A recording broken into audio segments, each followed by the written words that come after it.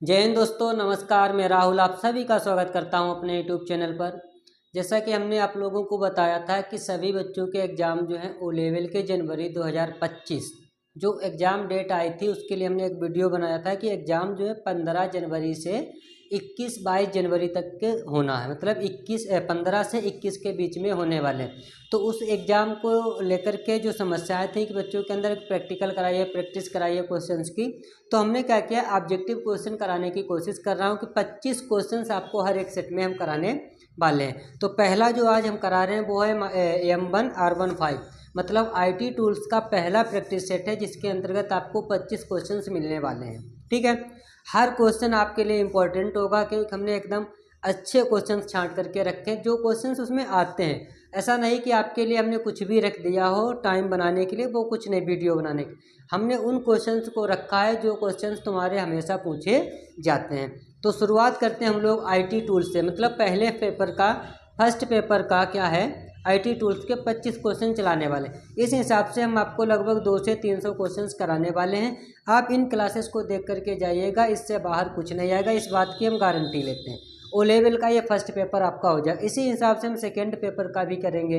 तो आप लोगों को क्या करना है, चैनल को सब्सक्राइब कर लेना है और वीडियो को अंत तक देखना है ताकि जो कुछ भी हम पढ़ाएं आपको वो आपको सब कुछ मिल जाए। ठीक है, तो आपको बने रहना है वीडियो के अंत तक और हर एक क्वेश्चन पर ध्यान देना है। तो शुरुआत करते हैं। जैसा कि इसमें आप देख रहे होंगे हमने लिख कर के भी लगाया था कि इसमें हमने क्या किया, ओ लेवल ऑनलाइन एग्जाम 2025 जनवरी एग्जाम टेस्ट फर्स्ट और 25 क्वेश्चन से, मतलब हर वीडियो में आपको 25 क्वेश्चन मिलने वाले हैं। अगर 10 क्लास भी हो गई, ठीक है, हम क्या करेंगे, एक एक दिन में 2-2 क्लासेस भी लेने वाले हैं। आज ये फर्स्ट क्लास ले रहे हैं, कल से हम डबल क्लासेस लेने वाले हैं। तो शुरुआत करते हैं हम लोग पहले क्वेश्चंस की। देख सकते हैं आप इसमें क्या लिखा है, CVV। CV का पूर्ण रूप क्या होता है? CV का मतलब होता है जो हम लोगों का ATM होता है, ATM ऑटोमेटेड टेलर मशीन, जिसको हम बोलते हैं डेबिट कार्ड। उसके ऊपर लिखा होता है। आपको सबसे पहले तो ये पता होना चाहिए कि जो ATM होता है उसमें कितने अंक होते हैं। ATM की अगर बात करते हो, ATM की अगर हम बात करते हैं तो 16 अंक होते हैं। कितने अंक होते हैं ATM में? 16 अंक होते हैं। और ATM का फुल फॉर्म होता है ऑटोमेटेड, क्या होता है, automated teller machine.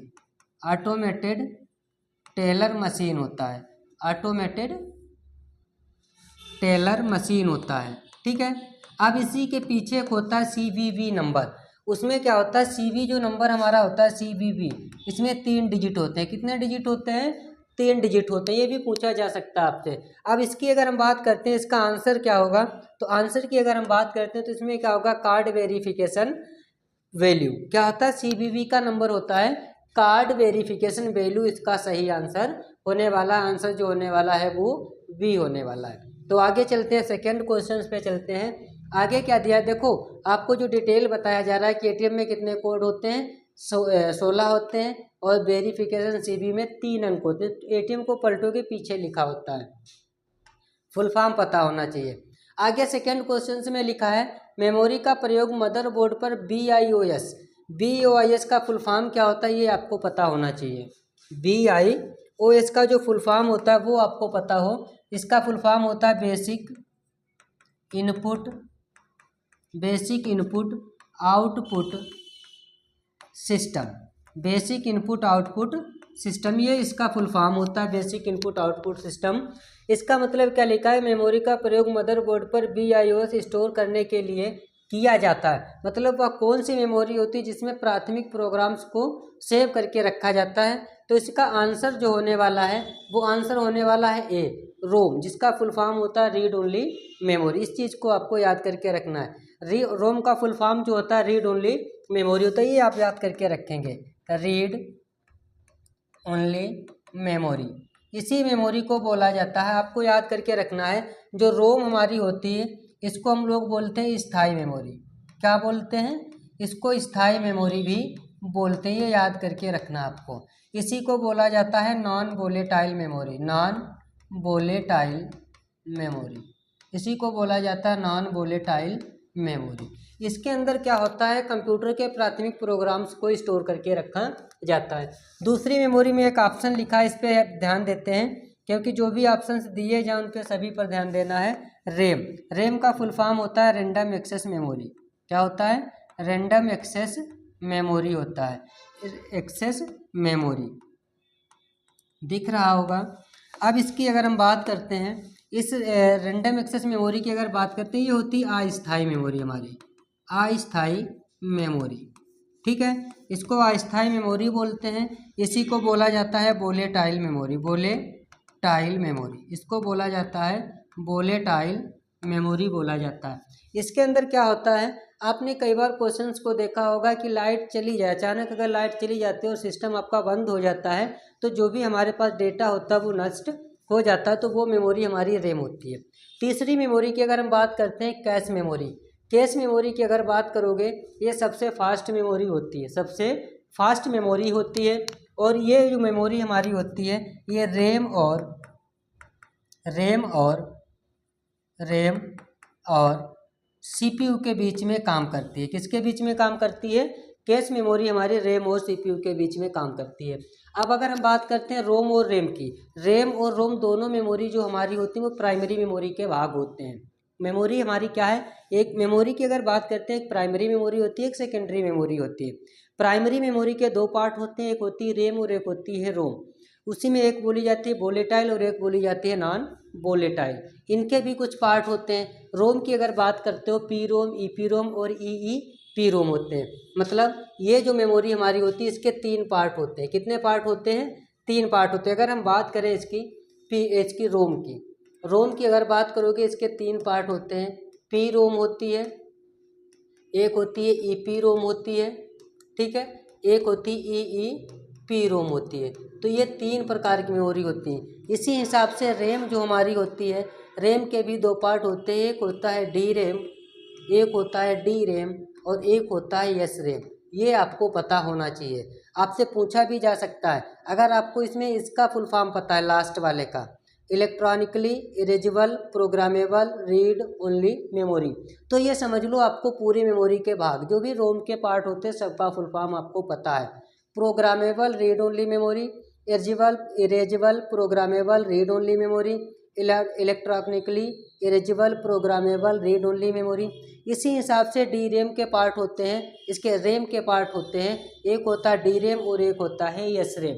D RAM का फुल फॉर्म होता है डायनेमिक, क्या होता है? Dynamic random access memory. क्या होता है? Dynamic random access memory part होता है इसका फुल फॉर्म होता है स्टैटिक रैंडम एक्सेस मेमोरी। इस हिसाब से आपको फुल फॉर्म भी पता होने चाहिए, क्योंकि आपसे वहाँ पर कुछ भी पूछा जा सकता है। ईईपी रोम का फुल फॉर्म भी पूछा जा सकता है, तो इसका फुल फॉर्म हम लिखे दे रहे हैं, क्योंकि ईईपी रोम जो है अगर आपको इसका फुल फॉर्म पता है तो आप देख रहे होंगे कि इसी के अंतर्गत ये सभी के पार्ट आ रहे हैं। तो इसका फुल फॉर्म होता है इलेक्ट्रॉनिकली इरेजेबल, क्या होता है? इरेजेबल प्रोग्रामेबल,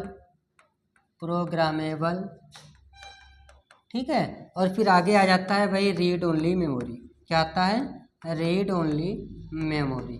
इस बात को आपको याद करके रखना है। अगर आपको लास्ट वाले पार्ट का फुल फॉर्म पता है तो आपको ये समझ लेना सबके फुल फॉर्म पता है। चलिए अब आगे चलते हैं। आगे की अगर हम बात करते हैं, 1 2 हो चुका है, 3 हो चुके हैं, तीसरे नंबर पर आना है। तीसरे नंबर पर लिखा है कि वह प्रोटोकॉल जो रिमोट लॉगिन द्वारा प्रयोग किया जाता है। प्रोटोकॉल आपको पढ़ाए थे, हमने पढ़ाए थे या नहीं पढ़ाए थे? आपको जब पढ़ाए थे तो आपको उस बात पे ध्यान देना चाहिए, तो आपको याद भी होगा। प्रोटोकॉल की अगर हम बात करते हैं, टेलनेट, एसएमटीपी, एफटीपी और एनएनटीपी, ये चारों के चार क्या लिखे हैं? प्रोटोकॉल लिखे हैं। तुमको भी हम बताए थे, क्या नाम तुम्हारा आगे बैठो, तुमको भी हम बताए थे, याद है या नहीं है? तुम आए थे उस दिन ना? चलिए बताइए क्या होता है। पहले तो आप इसका बताइए कि एनएनटीपी का फुल फॉर्म क्या होता है। तो एनएनटीपी शुरुआत करते हैं डी ऑप्शन से। आंसर तो अभी बताएंगे कौन सा है, लेकिन हम कुछ चीज़ों पर ध्यान देते हैं जो कि हमने आपको बताया है। एनएनटीपी का क्या फुल फॉर्म होता है ये आपको बताना है। तो इसका फुल फॉर्म होता है नेटवर्क, क्या होता है बताइए, तुम ही बताओ क्या होगा? नेटवर्क न्यूज और ट्रांसफ़र प्रोटोकॉल। इसका फुल फॉर्म होता है नेटवर्क, इसका फुल फॉर्म होता है नेटवर्क न्यूज ट्रांसफ़र क्या होता है, ट्रांसफ़र प्रोटोकॉल। आपको हर एक ऑप्शन के बारे में पढ़ना है क्योंकि ऑप्शन से ही आपके कंप्लीट हो पाए। फिर आता है एफटीपी, इसका फुल फॉर्म होता है फाइल ट्रांसफ़र प्रोटोकॉल, इसका फुल फॉर्म होता है ट्रांसफ़र प्रोटोकॉल। फिर आता है एसएमटीपी, इसका काम फुल फॉर्म होता है सिंपल मेल ट्रांसफ़र प्रोटोकॉल, इसका फुल फॉर्म होता है सिंपल मेल ट्रांसफ़र प्रोटोकॉल। अब आंसर की अगर बात करते हो तो आंसर जो हमारा लॉगिन किया जाता है किसके द्वारा, रिमोट के द्वारा, उसका आंसर होगा टेलनेट। क्या होगा, टेलनेट। अब इसमें सबसे इम्पोर्टेंट बात ये है कि हमने बताया था कि सिर्फ पोर्ट होते हैं, ये कौन सा किस पोर्ट पे काम करता है ये आपको भी हमने बताया था। तो आप लोग बताइए क्या हो सकता है। अगर हम बात करते हैं एफटीपी, एचटीटीपी, इस तरीके से और भी प्रोटोकॉल हमारे थे जिनके बारे में हमने आपको बताया था। अगर हम बात करें एफटीपी कितने पोर्ट पे काम करता है, तो एफटीपी जो पोर्ट नंबर 21 पे काम करता है। अगर हम बात करते हैं एसएमटीपी की, तो ये किस पे काम करता है, तो एसएमटीपी पोर्ट नंबर 25 पे काम करता है। एनएनटीपी का तो पता नहीं है, बाकी चीज़ें और भी थी जैसे एचटीटीपी, ये भी क्या होता है, हाइपर टेक्स्ट ट्रांसफ़र प्रोटोकॉल। तो ये किस पे काम करता है, एचटीटीपी, ये पोर्ट नंबर 80 पे काम करता है। किस पे काम करता है, पोर्ट नंबर 80 पे काम करता है। उसके अलावा और भी थे, और हमने क्या बताया था आपको, टेलनेट शायद काम करता है तुम्हारा, टेलनेट काम करता है 23 पे। टेलनेट काम किस पे करता है, 23 पे। और एक प्रोटोकॉल और होता है जो तुम्हारा POP3, कौन सा होता है, POP3, और ये काम करता है 110। किस पोर्ट पे काम करता है, 110 पोर्ट पे काम करता है। इस हिसाब से अगर आपको उनके बारे में पता है तो ये समझ लो आपको कोई दिक्कत होने वाली नहीं है, क्योंकि आपको पता होना चाहिए कौन सा किस पोर्ट पे काम करता है। सबके फुल फॉर्म पता होने चाहिए, hyper text transfer protocol, post office protocol, इस चीज़ को आपको याद करके रखना। चलिए आंसर इसका कौन सा था, ए ऑप्शन सही था। आगे चलते हैं 4 नंबर पर। आगे दिया डॉट मैट्रिक्स प्रिंटर का प्रकार है। प्रिंटर हमने बताया था 2 प्रकार के होते हैं, एक प्रिंटर हमारा इम्पैक्ट होता है और एक होता है नॉन इम्पैक्ट। अगर प्रिंटर की अगर हम बात करते हैं, प्रिंटर हमारे 2 प्रकार के होते हैं, एक प्रिंटर होता है इम्पैक्ट प्रिंटर और दूसरा आता है हमारा नॉन इम्पैक्ट प्रिंटर। तो इसके अंतर्गत कुछ इम्पैक्ट प्रिंटर, तो अगर इसमें पूछा जाए डॉट मैट्रिक्स वो किसका पार्ट होता है, डॉट मैट्रिक्स हमारा आता है इम्पैक्ट प्रिंटर के अंतर्गत। अब बात करते हैं इसके अलावा भी कोई आते हैं और कोई दूसरा भी तो आता होगा। तो अगर हम बात करते हैं इम्पैक्ट में डेजी व्हील भी आता है। कौन सा आता है, डेजी व्हील भी इसी के अंतर्गत आता है। इस चीज़ को आप याद करके रखेंगे। ड्रम प्रिंटर होता है, एक लाइन प्रिंटर होता है, एक ड्रम प्रिंटर होता है और एक लाइन प्रिंटर होता है और एक डॉट मैट्रिक्स प्रिंटर होता है। ये सब इसी के पार्ट हैं, इम्पैक्ट प्रिंटर के अंतर्गत आते हैं। अब अगर बात करते हैं नॉन इम्पैक्ट की, तो ये प्रिंटर हमारा होता है लेजर प्रिंटर। अगर पूछा जाए लेजर प्रिंटर किसके अंतर्गत आता है, तो वो बताना आपको नॉन इम्पैक्ट। इसी में एक आता है इंकजेट और इसी में हमारा आता है थर्मल। इसी में हमारा क्या आता है, इंकजेट आता है और इसी में हमारा आता है थर्मल प्रिंटर। तो इस हिसाब से हमारे क्या होते हैं, इम्पैक्ट प्रिंटर और नॉन इम्पैक्ट प्रिंटर के प्रकार होते हैं। आगे चलते हैं क्वेश्चन नंबर 4-5 पे। का दिया IP एड्रेस में IPv6 का आकार क्या है। आपको याद करके रखना है कि IP का फुल फॉर्म होता है इंटरनेट प्रोटोकॉल। क्या होता है, IP की अगर बात करोगे, IP इसका फुल फॉर्म होता है इंटरनेट प्रोटोकॉल, इसका फुल फॉर्म होता है इंटरनेट प्रोटोकॉल। अब इसमें क्या होता है, IPv6 इसका मतलब है कि इंटरनेट प्रोटोकॉल वर्जन 6 जो है वो कितने आकार का होता है। तो आकार की अगर हम बात करते हैं, हमने बताया था एक मोबाइल में मेमोरी होती 6/128। क्या होती है, 6/128। तो इसका आंसर जो होगा वो आंसर होने वाला है 6/128। ठीक है। अब अगर बात करते हैं 32 बिट की अगर बात करोगे, IPv4 होता है। क्या होता है, IPv4 वर्जन है वो हमारा किस बिट पे काम करता है, 32 बिट पे काम करता है। आगे चलते हैं। आगे दिया MQTT का फुल फॉर्म क्या होता है। तो MQTT का फुल फॉर्म जो होता है इसमें ए और बी दोनों आंसर होंगे, ए और बी दोनों आंसर होने वाले हैं। EMQ telemetry transport, message queuing telemetry transport, इसका मतलब ये है कि ए और बी दोनों सही होंगे। आंसर कौन सा सही हो जाएगा? डी ऑप्शन बिल्कुल सही जवाब है। आगे दिया गया है क्वेश्चन नंबर 7, पिंग का पूर्ण रूप क्या होता है? पिंग का पूर्ण रूप की अगर बात करते हैं तो ऑप्शन ए बिल्कुल सही होगा, पैकेट इंटरनेट गोफर। क्या होता है? पैकेट इंटरनेट गोफर होता है। आगे चलते हैं 8 नंबर पर, क्या दिया? कैश मेमोरी और के बीच में कार्य करती है। अभी थोड़ी देर पहले हमने बताया था, रैम रोम पढ़ा रहे थे उसी टाइम बताया था, CPU और किसके बीच में? रैम के बीच में जो हमारी काम करती है वो कैश मेमोरी काम करती है। ठीक है, आगे चलते हैं, बाकी फुल फॉर्म आपको बताए थे। CPU लिखा है, CPU का फुल फॉर्म होता है सेंट्रल प्रोसेसिंग यूनिट। CPU का फुल फॉर्म जो होता है वो होता है सेंट्रल प्रोसेसिंग यूनिट। याद रखिए, आपको ये पता होना चाहिए। देखो, आपको अगर फुल फॉर्म पता है, कन्फर्म है कि 2-4 क्वेश्चन आपको फंसने वाले, इस चीज़ को आपको याद करके रखना है। आगे चलते हैं, ऑपरेटिंग सिस्टम का उदाहरण है। अब आपको याद करके रखना, इसमें ऑपरेटिंग सिस्टम एक है जो कौन सा होगा? क्रोम की अगर बात करोगे ब्राउज़र है, एज की अगर बात करोगे तो वो भी ब्राउज़र है, लेकिन उबंटू जो हमारा है वो हमारा ऑपरेटिंग सिस्टम है। तो ऑप्शन हमारा कौन सा सही हो जाएगा? ऑप्शन हमारा सी सही हो जाएगा। ठीक है, आगे चलते क्वेश्चन नंबर 3, IoT एनालिटिक्स के लिए प्रीफर की गई भाषा कौन सी होती है? इसमें एक ही भाषा लिखी हुई जिसका नाम है पाइथन। कौन सी भाषा है? आंसर कौन सा सही हो जाएगा?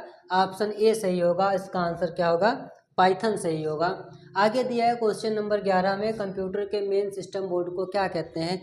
ये चीज़ आप लोगों को भी पता होगी, कंप्यूटर का जो मेन सिस्टम होता है उसको मदरबोर्ड कहा जाता है। उसको क्या कहा जाता है? मदरबोर्ड कहा जाता है। CPU का फुल फॉर्म अभी लिखा है। और IC की अगर हम बात करते हैं, IC का फुल फॉर्म होता है इंटीग्रेटेड सर्किट। इसका जो फुल फॉर्म होता है वो होता है इंटीग्रेटेड सर्किट। ठीक है, इसका फुल फॉर्म होता है इंटीग्रेटेड सर्किट। और अगर हम बात करते हैं IC के ऊपर जो परत होती है, IC के ऊपर परत होती है सिलिकॉन की। काहे की परत होती है? सिलिकॉन की परत होती है। अगर पूछा जाए भारत में सिलिकॉन वैली किसको बोला जाता है? भारत में सिलिकॉन वैली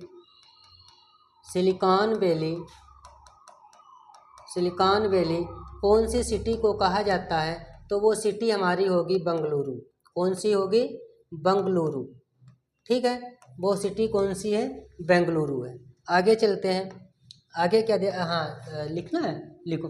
देखो, जो भी चीज़ें हम इधर साइड में लिखते हैं वो आप लोगों को लिखना है, इस चीज़ को याद रखना है। ठीक है, आगे चलते हैं। आगे क्या दिया गया है कि वाईफाई एक्सेस मीडियम के लिए मेथड प्रयोग किया जाता है। तो वाईफाई मेथड के लिए कौन सा मेथड, वाईफाई कनेक्शन के लिए कौन सा मेथड प्रयोग किया जाता है वो आप लोगों को बताना है। तो इसमें कौन सा फुल फॉर्म होगा बताइए।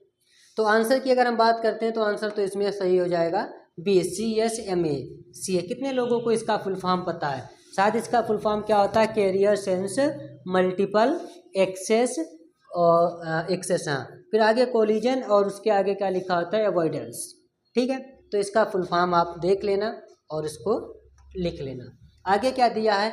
IANA का पूर्ण रूप क्या होता है? तो इसकी अगर हम बात करते हैं, IANA का फुल फॉर्म जो है वो होता है इंटरनेट असाइन नंबर्स अथॉरिटी। तो ऑप्शन सही हो जाएगा हमारा डी ऑप्शन बिल्कुल सही है।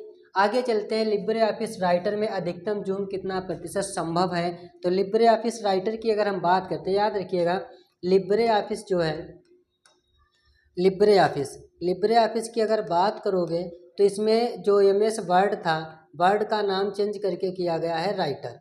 ठीक है, तो राइटर की अगर हम बात करते हैं, इसमें मैक्सिमम जूम जो होता है वो 600 होता है। कहाँ चलेगा? ये कितना होता है? 600% जूम होता है। कितना?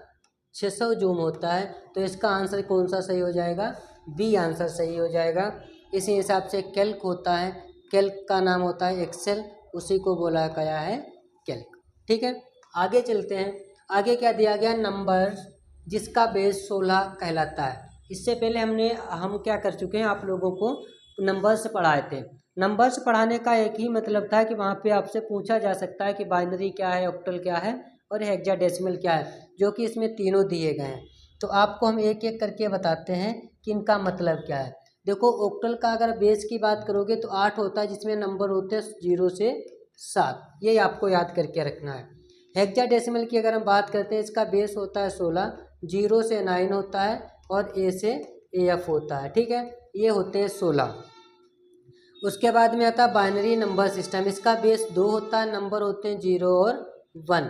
0 का मतलब शायद ऑफ होता है और 1 का मतलब ऑन होता है, ये आपको याद करके रखना है। तो इसमें जो आंसर होने वाला था 16 किस में है, तो 16 हमारा है हेक्साडेसिमल में। तो आंसर हमारा कौन सा सही होगा, बी ऑप्शन सही होगा, हेक्साडेसिमल में। आगे दिया गया है IoT का पूर्ण रूप क्या है, ये आपको पता होगा, इंटरनेट ऑफ थिंग्स होता है। कहाँ पे लिखा है, सी ऑप्शन में लिखा है, इंटरनेट ऑफ थिंग्स होता है। आगे चलते हैं, 17 में लिखा IP एड्रेस में IPv6 का आकार थोड़ी देर पहले ही आपको बताया है 128 होता है। कितना होता है, 128 होता है, ये चीज़ आपको याद करके रखना है, ठीक है। उसके बाद आगे चलते हैं, आभा का फुल फॉर्म क्या होता है। आभा इससे पहले आप लोग देख चुके हैं। आभा, आप डिजी लॉकर एक एप्लीकेशन आता है जिसके अंतर्गत हम लोग डॉक्यूमेंट वेरिफिकेशन करके अपने रख सकते हैं डिजिटली रूप में। उसमें एक आभा ID बनाई जाती है जिसका फुल फॉर्म होता है आयुष्मान भारत, क्या होता है, Ayushman Bharat health account. Answer सही होगा, ऑप्शन सही सही था। आगे चलते हैं, आभा नंबर कितने डिजिट का होता है। हमने क्या बताया, कोई भी जो कार्ड होते हैं उन कार्ड के नंबर्स को याद करके जरूर रखना है, ठीक है। जो भी कार्ड होते हैं, अगर आपको उन कार्ड्स के बारे में नहीं पता है तो उनके कोड पता होने, अंक पता होने चाहिए। अगर आपको अंक नहीं पता है तो वहाँ पर आपको दिक्कत हो सकती है। तो इसमें आंसर जो सही होगा वो हमारा कितना सही होगा, 14 सही होगा। 12 की अगर हम बात करते हैं, ये आधार कार्ड में होते हैं। 12 अंक किस में होते हैं, आधार कार्ड में होते हैं। और 14 अंक जो हमारे होते हैं वो आभा ID में होते हैं। और ATM में अभी हमने बताया आपको 16 अंक होते हैं। और CVV नंबर में 3 डिजिट होते हैं। इस बात को आपको याद करके रखना है।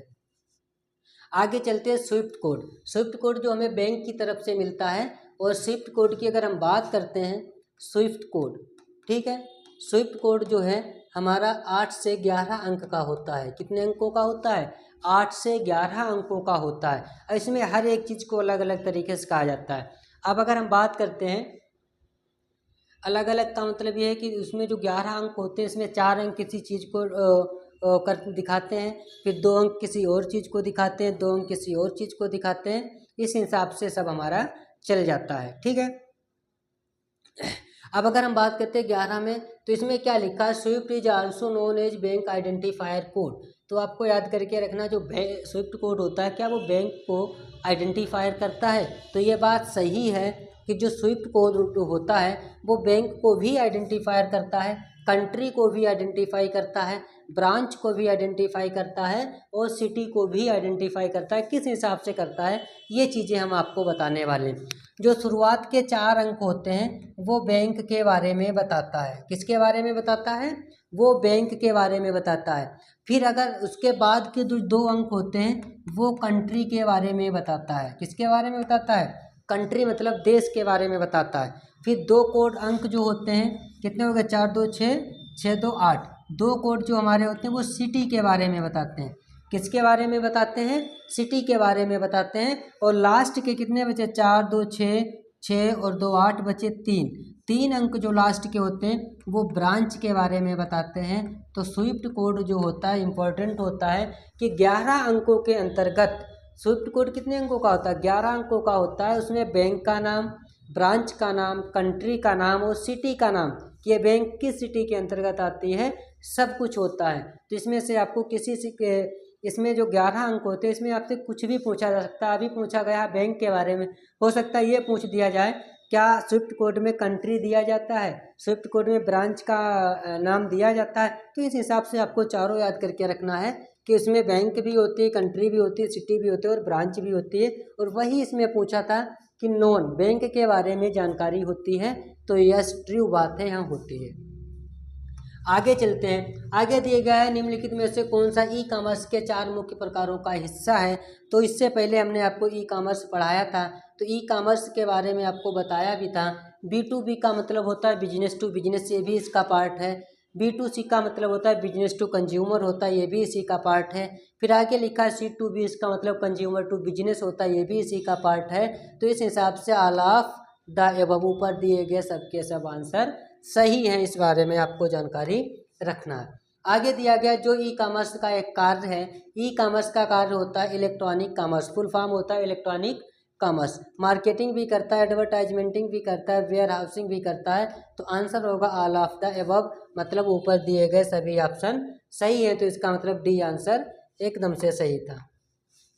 आगे दिया है किस प्रकार का ई कॉमर्स उपभोक्ताओं के बीच एक दूसरे के साथ व्यवहार करने पर सीखते हैं। देखो हिंदी में दिक्कत है तो आप यहाँ पे समझ लेना, which types of e commerce, किस प्रकार के ई कॉमर्स में क्या होगा, कॉमर्स फोकसेस ऑन कंज्यूमर, मतलब कंज्यूमर कस्टमर के ऊपर, dealing with the each other, एक दूसरे के ऊपर कार्य करती है।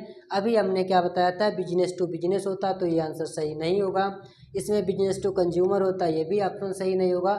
इसमें कंज्यूमर टू बिजनेस होता है, ये भी सही नहीं होगा। ये उपभोक्ता से उपभोक्ता के बीच में काम करता है, मतलब कंज्यूमर टू कंज्यूमर होता है, C2C होता है। आगे चलते हैं, आगे दिया गया 24 नंबर, सिम का पूर्ण रूप क्या होता है, ये आपको पता होना चाहिए। क्या होता है, subscriber identity module, option B बिल्कुल सही होगा। आगे चलते हैं, आगे क्या दिया, ASAL का मतलब क्या है, फुल फॉर्म क्या होता है, तो सिक्योर सॉकेट लेयर होता है या सिक्योरिटी स्टैंडर्ड लेयर होता है। इसमें से अब क्या करते हैं, 24 तो हमने बता दिया आपको, इसमें से क्यों कौन सा आंसर होगा ये आपको कमेंट बॉक्स में बताना है। इससे हमको ये पता चलेगा कि आपने वीडियो अंत तक देखा है, लास्ट तक देखा है। क्योंकि जब आपका इसका आंसर जब आप कमेंट बॉक्स में डालेंगे, मतलब कमेंट करेंगे, तो हम समझ जाएंगे कि आपने वीडियो जो है अंत तक देखा है। अब अगर आप हमारे यहाँ पे कोई कोर्स करना चाहते हैं, आपको पता दिए गए नंबर पर किसी पे संपर्क कर सकते हैं। तो आप आकर के हमारे यहाँ पे अधिकतम कॉम्बो चलते हैं। अब कॉम्बो सबसे कम फीस में चल रहा है 3,999 रुपये में। इस समय अगर 8 तारीख तक करा लेते हो, इससे भी कम है 2,999 रुपये। ठीक है, अगर आप ओ लेवल करना चाहते हैं, ओ लेवल की फीस इस समय रखी गई है अभी के लिए 8 तारीख तक के लिए 9,999 रुपया। तो ये मान लो आप कि आपको कितना 10,000 रुपये में विद रजिस्ट्रेशन के आपका ओ लेवल हो जाएगा। ठीक है, तो ये वीडियो आप लोगों के लिए इसलिए बनाया कि जो भी चीज़ें आपको पढ़ाई गई वो चीज़ें आपको याद रखना है और ज़्यादा से ज़्यादा आपको रिवीजन ही करना है, क्योंकि एग्ज़ाम डेट है 15 तारीख। अब हम जो करा रहे हैं वो भी रिवीजन तौर पर ही करा रहे हैं, क्योंकि जो भी क्वेश्चंस कराए हर एक क्वेश्चंस आपको पढ़ाया हुआ था, सब कुछ आपको पढ़ाया है। तो आपको क्या करना है कि हर क्वेश्चंस को रिपीट करना है, रिवीजन करना है, जो भी लिखाया गया उसको भी रिवीजन करना है। अब 10 किताबें पढ़ने की ज़रूरत नहीं है, एक किताब को 10 बार पढ़ने की ज़रूरत है।